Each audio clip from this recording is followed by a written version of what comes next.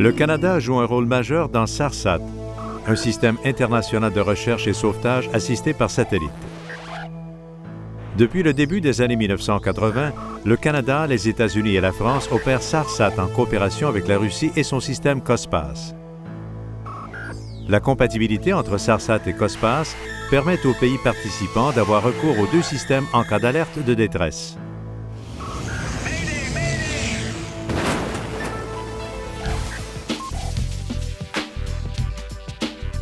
Lorsqu'un avion s'écrase ou qu'un navire est en danger, le plus grand défi pour les équipes de recherche et de sauvetage est de localiser l'accident.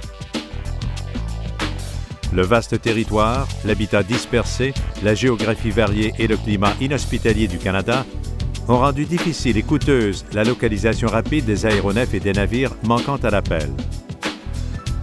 Lors d'un accident tel un écrasement, la radiobalise de détresse de l'aéronef se déclenche automatiquement si elle n'a pas subi de dommages. Les signaux reçus par le satellite sont retransmis à une station au sol. L'analyse par ordinateur de la position du satellite par rapport à l'emplacement de l'accident se produit à la station au sol, où le lieu de l'urgence est calculé à aussi peu que 2 à 5 km près. Au Canada, la station au sol transmet les données sur le lieu de l'accident au Centre de contrôle des missions à Trenton, en Ontario, qui alerte le Centre de coordination des opérations de sauvetage le plus près de l'accident. Dès que l'alerte est jugée valide, des aéronefs ou des navires de recherche et sauvetage de la Défense, de la Garde côtière et autres organisations de recherche et de sauvetage sont immédiatement envoyés sur les lieux. OK les gars, on a un appel!